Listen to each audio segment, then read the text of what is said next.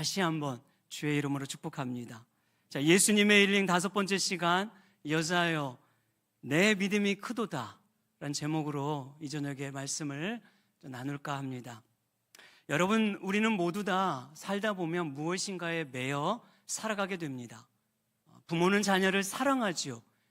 그러나 그걸 반대로 생각하면 부모는 평생 자녀에게 매여 사는 법이기도 합니다. 좌절과 실망이 반복이 되면 부정적인 감정에 매이게 되기도 합니다. 여러분, 가족 중에서 몸이 불편한 분이 한 분이라도 생기면요, 가족 전부가 그 한 분으로 인해서 얼마나 많은 것들을 매여 살게 되는지 모릅니다. 이렇듯 우리는 무엇인가에 매여 살게 되어 있고, 매이게 되면 그때부터 우리의 일상의 삶이 흐트러지기도 하고 우리의 삶이 전혀 기대와는 다르게 진행된다는 것을 경험하게 되는 것이지요. 오늘 본문에 등장하는 여인은 귀신 들린 딸로 인하여 고통스러운 삶에 매여 있는 이 모습을 우리에게 보여주고 있습니다. 흉악한 귀신이 들렸다고 하는 것을 보니까 딸이 매우 심각한 상태였던 것으로 보여요. 그러면 어미의 마음이 어떻겠습니까? 눈물이 마르지 않았겠지요. 분명 이 어미는 매일매일 밤이면 밤마다 눈물을 적시며 딸을 위하여 그렇게 기도했을 것입니다. 그러다 예수님이 오신다는 소식을 들었어요. 황급히 달려가서 정말 그 예수님 앞에 절망과 서러움을 호소하며 자기의 딸을 고쳐주기를 간구하는 장면입니다. 오늘 21절과 22절을 보면요, 여러분 성경 말씀을 보십시오. 예수께서 거기서 나가사 두로와 시돈 지방으로 들어가시니, 우리 22절을 같이 읽죠. 시작. 가나안 여자 하나가 그 지경에서 나와서 소리를 질러 이르되 주 다윗의 자손이여 나를 불쌍히 여기소서, 내 딸이 흉악하게 귀신 들렸나이다 하되. 아멘. 오늘 이 마태는 예수님께서 두로와 시돈 지방으로 가서 한 여인을 만나는데 그 여인을 뭐라고 말하고 있는가 하니까 가나한 여인을 만났다 이렇게 말합니다. 자, 그런데 이 동일한 사건을 기록하고 있는 마가복음 7장 26절에 보면 이 여인의 현실적인 실제 이 여인의 족속이 뭔지, 혈통이 뭔지를 설명해 주기를 이 여자는 헬라인이고 수로보닉의 족속이라 이렇게 설명하고 있어요. 자, 이 헬라인이라고 하는 말은 헬라의 혈통이라는 말이 아니라 헬라인을 사용하고 있는 헬라권 문화에서 자란 여인이라는 그런 의미고, 수로보니게라는 이 뜻은 두 단어가 합성이 되어 있는데요, 수로라고 하는 건 당시 수리아라는 지역을 말하고, 이 보니게라는 표현은 이 페니키아인을 말하는 겁니다. 그러니까 수리아 지역에 살고 있는 페니키아인이지요. 여러분, 우리가 성경의 역사를 조금 이렇게 알면 이해할 수 있겠습니다만, 당시 페니키아인들은 이스라엘 북쪽, 서쪽 지중해 연안에 항구 도시를 두고 영역을 이렇게 넓혔던 민족입니다. 그 항구 도시의 중심이 바로 두로와 시돈이에요. 두로와 시돈. 역사적으로 이 두로와 시돈은요, 굉장히 대단한 경제적인 부를 누렸던 도시입니다. 그런 반면 영적으로는 매우 타락했던 도시이기도 해요. 그래서 이 두로와 시돈은 구약 성경에 가보면 하나님의 심판을 피하지 못합니다. 그런 도시예요. 자, 이렇게 예수님께서는 갈릴리 사역의 본부 중심인 가버나움에서 북서쪽으로 또 약 50km 떨어진 두로로 가시고, 그 두로에서도 30km 더 위쪽 북쪽으로 떨어진 시돈까지 가셔서 바로 이 여인을 만나게 되는 것이지요. 그러니까 예수님께서 이스라엘이라는 지방을 떠나 지금 이방 지역으로 친히 들어가고 있는 장면을 우리에게 보여주고 있습니다. 자, 여기서 눈여겨봐야 할 표현이 바로 이 가나안 여인이라는 묘사예요. 마가는 분명 수로보니게라고 이렇게 밝히면서 그 출생을 아주 현실적으로 정확하게 묘사를 하고 있는데, 이상하게도 마태복음을 기록하고 있는 이 마태는 가나안 여인이라 이렇게 다르게 묘사를 하고 있습니다. 여러분, 왜 마태는 가나안 여인이라 이렇게 말하고 있을까요? 이 내용을 이해하는 데 있어서 너무나 이 본문을 이해하는 데 있어서 너무나 중요한 키를 가지고 있는 묘사입니다. 여러분, 구약 성경을 보면 가나안은 하나님께서 이스라엘 백성에게 허락하신 약속의 땅이기도 하면서 동시에 그 가나안 땅에는 이미 가나안 족속들이 둥지를 틀고 살고 있었어요. 그런데 이 가나안 족속은 당시 구약 시대에 가장 타락하고 부패하고 잔혹하고 악독한 백성으로 유명합니다. 그래서 하나님께서 이스라엘 백성들을 가나안으로 들여보내시면서 주신 말씀이 뭐냐면, 너희들이 가나안에 들어가거든 그 땅에 이미 거주하고 있는 가나안 족속들과는 결단코 상종을 하지 마라. 다 하나도 남김없이 멸하여 죽이라고 말합니다. 그 이유는 한 가지예요. 그들의 생활에 오염이 되지 않게 하기 위해서, 그들이 섬기고 있는 우상 숭배라는 그 종교에 영향을 받지 않도록 하기 위해서 철저하게 이 가나안 족속을 멸하라고 말씀하셨습니다. 마태는 바로 이 옛 지명이죠. 두로와 시돈의 구약의 옛 지명이 가나안입니다. 그 가나안이라는 옛 지명을 언급하면서 그녀가 얼마나 부패하고 타락한 여인인지를 지금 보여주고자 하는 거예요. 그 여인이 얼마나 내세울 것이 없는 여인인지, 부정한 이방 여인인지를 부각시켜주고 있는 것입니다. 여러분, 이것이 중요한 이유가 있어요. 그런 점에서 마태복음 15장을 보면은요, 마태는 두 인물을 대조합니다. 한쪽은 바리새인과 서기관, 한쪽은 이 가나안 여인이에요. 바리새인과 서기관은 어떤 사람들입니까? 당시 종교심이 강하고 자신들은 괜찮다고 생각했던, 우월감이 있었던 그런 사람인 반면, 가나안 여인은 종교심이라고는 전혀 찾아볼 수 없는, 비난받아 마땅하고 손가락질 받고 조롱받고 아주 천한 여인에 불과한 이 두 부류를 대조하고 있다, 그 말이죠. 그래서 마태복음 15장 1절에서 20절까지에 보면은요, 이 부분이 정확하게 드러납니다. 여기는 바리새인과 서기관들에 대해서 이야기를 하고 있거든요. 읽지는 않겠습니다만, 어떤 내용이냐면 그들이 얼마나 전통을 중요시하는지, 얼마나 율법을 철저히 지키는지, 얼마나 정결의식을 강조하는지, 그리고 얼마나 신앙이 괜찮다고 우월감을 가지고 있는지를 보여줘요. 그래서 예수님의 그런 모습을 책망하기도 합니다. 그리고 이제 21절부터 이어지는 이 가나안 여인은 완전 반대지요. 그녀는 가나안이라는 의미처럼, 가나안 족속이라는 의미처럼 불결하고 부정적이고 아주 천하고 이방 여인이고 내세울 것 없고 초라한, 전혀 정반대인 이 여인의 이야기를 이어서 기록하고 있는 것입니다. 이러한 문맥 속에서 22절에 보면 한 가지 숨겨진 단어를 우리가 찾아볼 수가 있어요.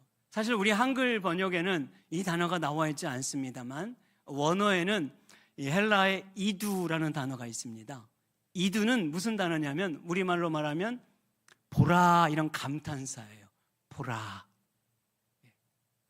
그러니까 보십시오. 마태는 22절에서 보라, 이 한 여인을 이렇게 말하는 거예요. 자, 이 보라는 주의를 집중시키는 단어입니다.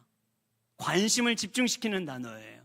그러니까 지금 보세요. 마태가 바로 그 자기들은 아주 우월하고 괜찮다고 생각하는 이 바리새인들, 서기관들을 향하여 여기 이 가나안 한 여인을 보라. 너희들이 그렇게 손가락질하고 비난하는 이 한 여인을 보라 하면서 주의를 지금 집중시키는 거예요.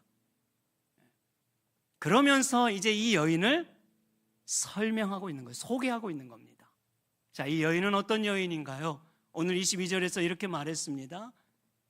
정말 귀신 들린 자기의 딸을 고치기 위해서 예수님 앞에 나왔는데 그 예수님 앞에 소리를 지르면서, 이 소리를 지르다는 반복적인 의미인 걸 보니까 주님 앞에 계속 우리 딸을 정말 고쳐달라고 아마 정말 있는 힘을 다해 도움을 요청했던 것 같아요. 그러면서 뭐라고 말했는가? 주 다윗의 자손이요, 이렇게 고백합니다. 이것은 굉장히 놀라운 고백입니다. 이 고백은 아무나 할 수가 없는 고백이죠. 그죠? 주님, 다윗의 자손으로 오신 주님, 이거 얼마나 여러분 엄청난 신앙 고백입니까? 그러면 이런 놀라운 고백을 하면 예수님이 어떻게 해야 돼요? 당연히 뭔가 반응을 해줘야 되는 거잖아요. 그런데 이상하게도 예수님은 아무 반응을 하지 않아요. 아무 말을 하지 않습니다. 23절에 보니까 뭐라고 나와 있는가? 예수는 한 말씀도 대답하지 아니하시다, 이렇게 말했어요. 참 이상한 태도예요. 왜? 예수님은 지금까지요 반응하지 않은 적이 없습니다. 우리가 지금 몇 차례 계속 살펴봤지만 예수님은 누구를 만나든 소리를 지르면, 주님을 찾아오면 다 반응했단 말이에요. 심지어 혈루증 여인은 어떻게 했어요? 혈루증 여인은요 예수님의 옷깃을 살짝 만졌단 말이에요. 느낌도 안 날 정도로. 기억하시죠? 느낌이 안 나요. 옷 살짝 끝부분을 만진 거기 때문에. 그럼에도 어떻게 했어요? 그걸 다 알아차렸어요. 민감하게. 누가 내 옷을 만졌다, 내 능력이 나갔다, 그런 분이신데 심지어 지금 이 여인은 주님 앞에 나와 간절히 소리를 치고 있단 말이에요. 그런데 예수님은 마치 이 여인을 무시라도 하듯 모른 척하고 계시는 이 모습이 이상하지 않습니까? 우린 이런 곳에서 이제 퀘스천을 딱 찍어야 되는 거예요. 왜 그럴까? 예? 그죠? 성경은 물음표를 잘 던져야 돼요.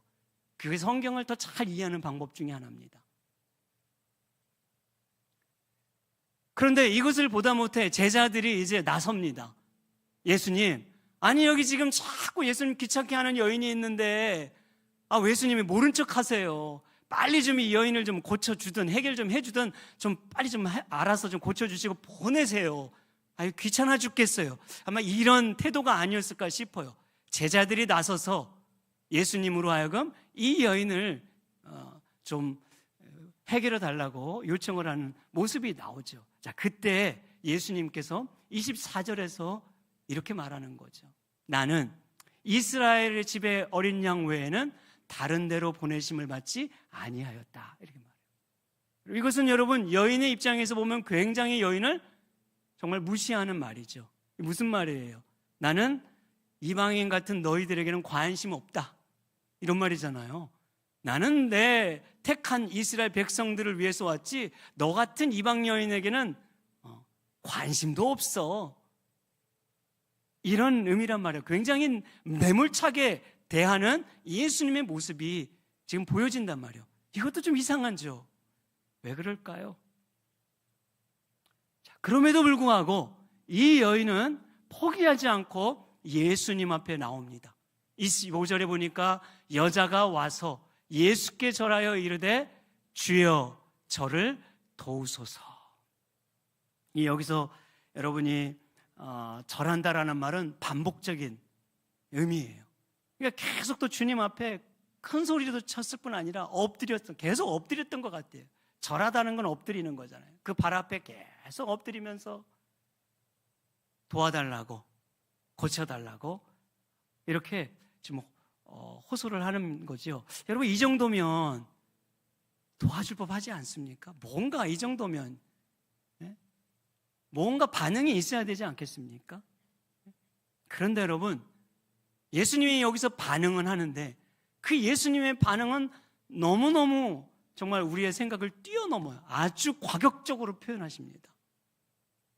이 여인의 자존심을 짓밟고 정말 인격을 모독하는 그런 말씀을 하시기 때문에 그런 거예요. 26절의 말씀이죠. 자, 26절에 보십시오. 우리 같이 읽죠. 시작. 대답하여 이르되 자녀의 떡을 취하여 개들에게 던짐이 마땅치 아니하니라. 아멘. 여기 보면은 지금 이 예수님이 이 여인을 무슨 취급하는 겁니까? 예, 개 취급을 하고 있는 거란 말이죠. 여기서 이 개라는 단어를 보면은요, 사실 이 개가 단어가 두 가지가 있습니다. 그런데 쓰레기통을 뒤지면서 이 음식을 먹는 이제 야생 들개를 의미하는 것이 아니라 여기서 이 개의 단어는 작은 개 혹은 강아지, 그래서 이것을 애완견 뭐 이렇게도 해석을 합니다만 그런 작은 개를 의미해요. 어쨌든 간에 들개를 뭐 표현하지 않는다 하더라도 지금 중요한 건 개라고 이야기를 하는 거예요. 그죠? 개, 베이비 이렇게 표현을 하는 거잖아요. 그죠? 예, 작은 개니까. 예. 그 여러분 사실은 이 개 취급을 한다? 이건 정말 경멸적이고 모멸감을 주는 표현이죠. 이 정도 욕을 받고 가만히 있을 사람 없을 것입니다. 무슨 사단이 나긴 나죠. 그잖아요. 네? 지난번 설교 때 우리 원 목사님이 그런 얘기를 한 거 기억합니다. 운전을 하고 가다가 하여튼 뭐 앞에 있는 분이 창문을 열고 막 육두문자를 써가면서 욕을 했는데 창문을 열고 웃으면서 샬롬 이랬대잖아요. 저는 그 얘기 듣고 이분이 인품이 대단하다. 예, 저는 그렇게 못할 것 같아요. 예, 창문 안 내리고 모른 척하고 갈 것 같아요. 속으로 주여 타이어에 방구를 내든 알아서 하십시오 하면서. 근데 사실 우리가 여러분 이 정도의 모욕을 받는데 가만히 있을 사람은 아무도 없어요. 그럼에도 불구하고 이 여인은요 물러서지 않습니다. 여인의 반응이 더 대단해요. 한술 더 떠서 대답을 하죠. 자, 27절 보십시오. 자, 27절 같이 읽습니다. 시작. 여자가 이르되 주여 올소이다마는 개들도 제 주인의 상에서 떨어지는 부스러기를 먹나이다 하니. 아멘. 여인이 뭐라고 말합니까? 그걸 받아쳐요. 저 개 맞습니다. 저 개와 같은 인생입니다. 부정하지 않고 그걸 인정합니다. 아무리 자기의 인생이 그렇다 하더라도, 아무리 자기의 인생이 그렇게 처절한다고 그렇게 사람 앞에서 표현할 사람이 어디 있습니까? 그런데 이 여인은 저 개 같은 인생 맞고요. 그런데 주님, 개도 주인의 상에서 떨어지는 부스러기 먹지 않습니까? 저 그 부스러기의 은혜라도 좋습니다. 그 부스러기도 괜찮습니다. 그 은혜라도 저에게 베풀어 주십시오. 이렇게 고백하고 있는 거예요.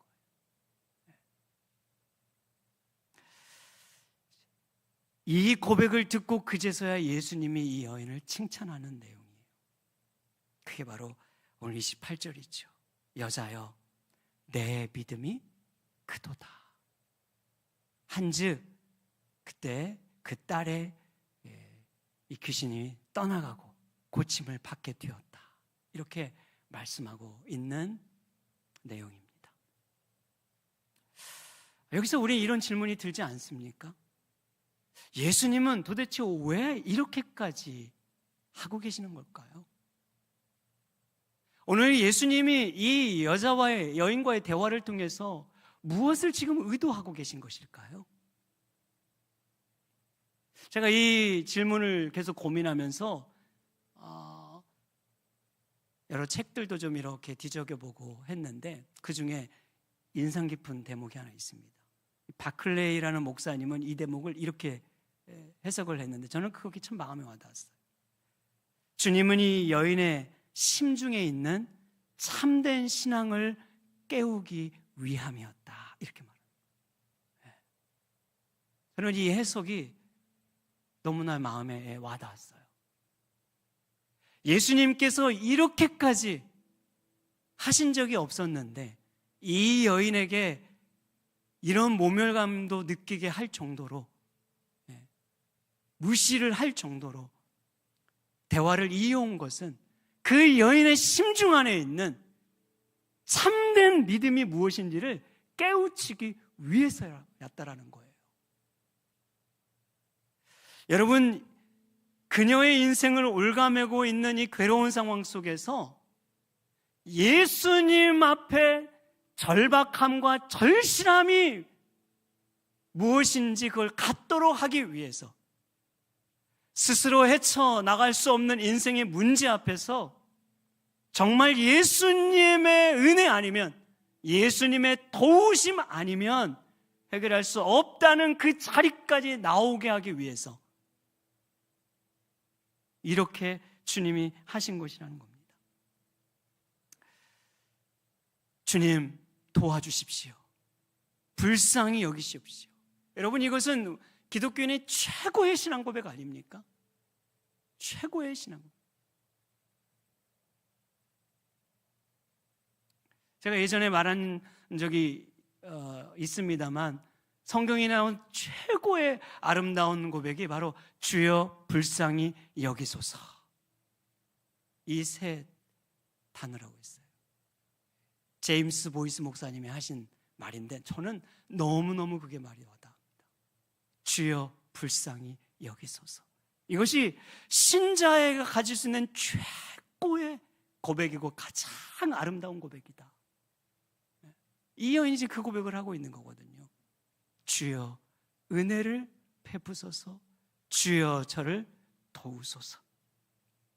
예수님께서 모욕을 주시고 있는 것은 정말 그 여인을 인간적으로 모욕을 주고 싶은 것이 아니라 그 여인 자신이 주님 앞에서 어떤 존재인지를 깨닫게 하기 위해서, 마태는 그걸 일부러 가나안이라는 옛 지명을 들어 그 여인 스스로 도저히 해결할 수 없는, 그 여인 스스로 도저히 풀 수 없는 인생의 근본적인 문제를 안고 있는, 주의 은혜가 아니면 도저히 소망이 없는 자라는 이 사실을 깨닫게 하기 위하여 바로 이 자리까지 오게 하셨다는 것입니다.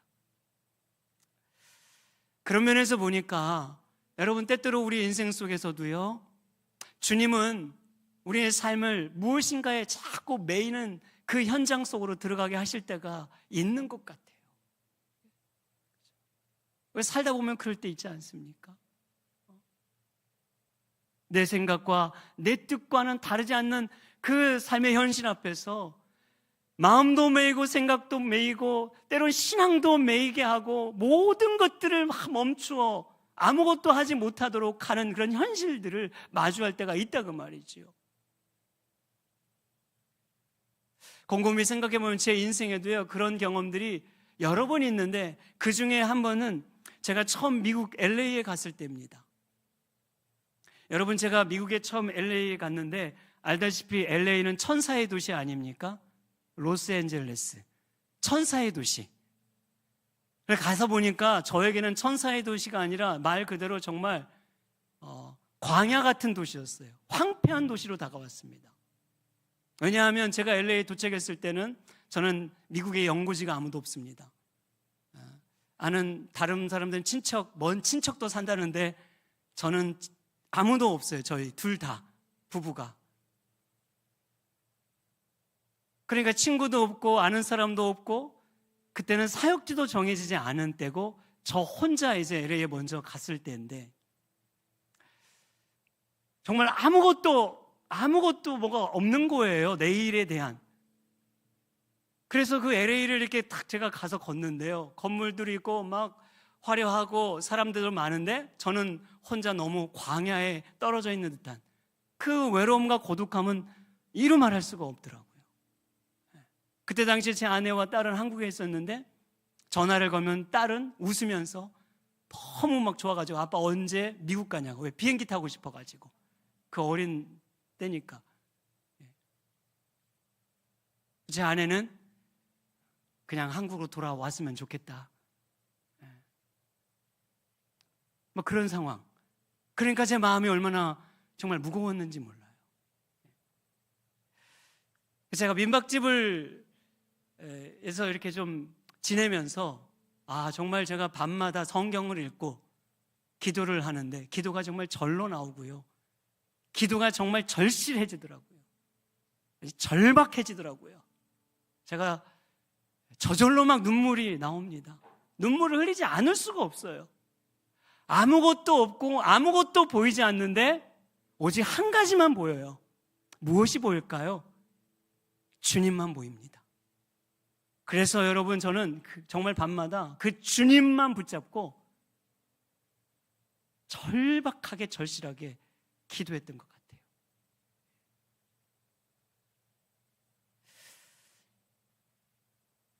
지금 돌아오면 그런 절박함이 있었을까 싶을 정도로, 그처럼 그렇게 간절함이 지금도 있을까 싶을 정도로 간절했던 것 같아요. 그러니까 여러분, 광야 같은 천사의 도시가 저를 매이게 하잖아요. 환경이 매이고 좌절과 절망의 감정이 나를 매이고 불투명한 미래가 나를 자꾸 매이게 하고 아무것도 보장되지 않는 사역에 대한 그 현장이 나를 매이게 하고 가정의 그런 불안함이 나를 매이게 하고 모든 것이 나를 매이게 하는데, 그 매이게 하는 환경이, 매이게 하는 불안한 감정이, 매이게 하는 보이지 않는 미래가 저로 하여금 주님 앞에 절실하게 했다 그 말이에요. 주님 앞에 절박하게 합니다. 주님밖에 안 보이니까요. 그냥 주님만 보였으니까요.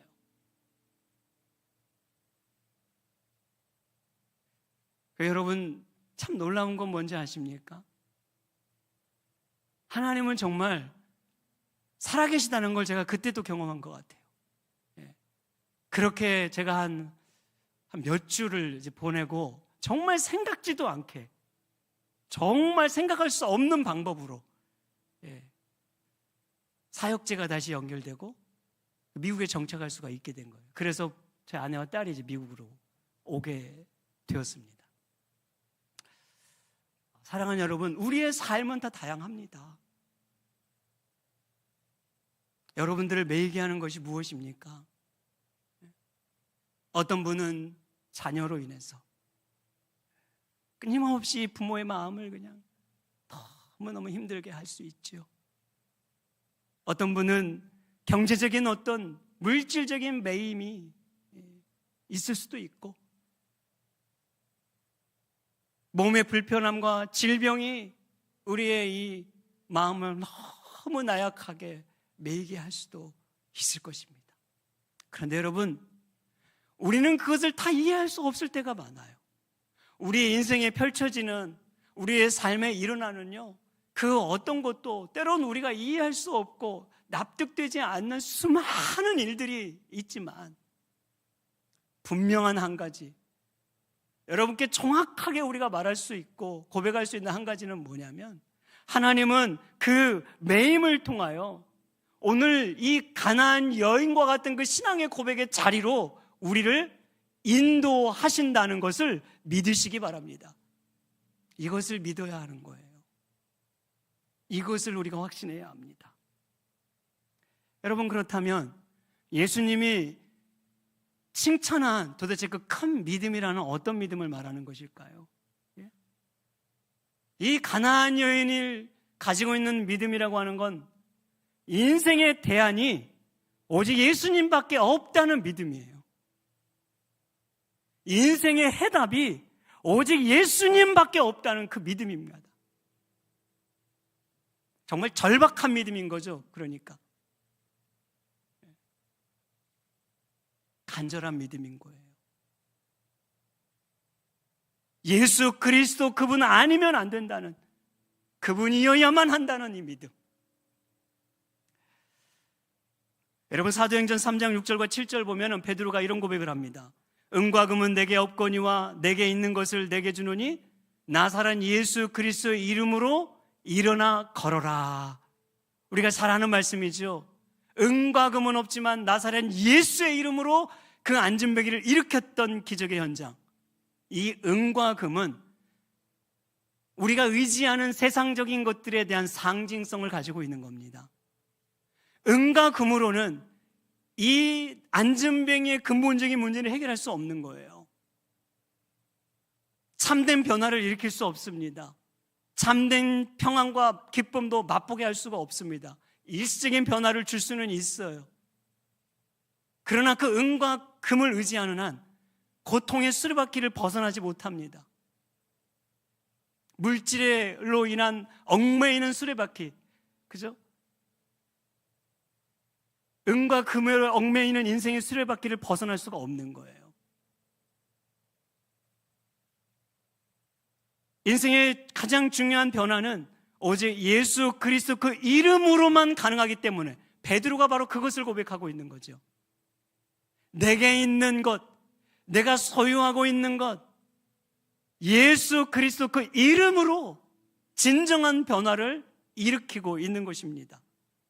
여러분, 오늘 우리가 왜 이런 예수 안에 있는 이 은혜를 경험하지 못하는 것일까요? 어쩌면 우리는 너무 대안이 많기 때문에 그런 것 아닙니까? 우리는 예수 외에도 우리가 의지하고 싶어하는 대안들이 너무나 많은 거예요. 예수 아니어도 살 수 있다는 인생의 대안이 너무나 많은 겁니다. 여러분 마음이 혹시 그러지 않습니까? 그래서 예수를 믿기는 해요. 안 믿는 건 아닌데 진짜 필요할 때 한 번씩 예수를 의지할 뿐이고, 평소에는 내 능력, 내 지혜, 내가 충분히 할 수 있다고 생각하는 것이지요. 그리고 정말 도움이 필요할 때만 예수를 찾는다면 그것은 정말 믿음이 아니지 않습니까? 그것은 예수를 믿지만 믿는다고 하지만 진짜 예수를 소유하지 못하는 믿음인 거죠.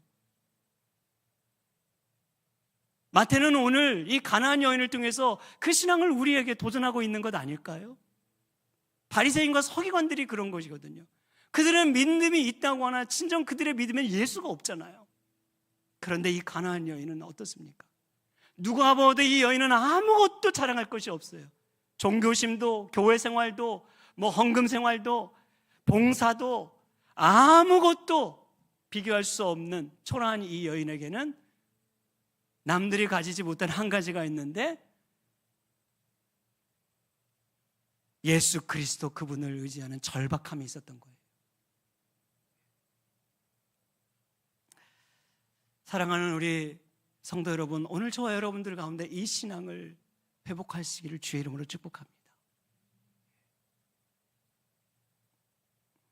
여러분, 인생의 대안은 예수 그리스도 외에 없습니다. 그분만이 우리 인생의 해답인 것입니다. 오늘 여러분들이 어떤 문제 앞에 놓여 있든 우리의 문제를 해결하지 못할 예수님이 아니에요.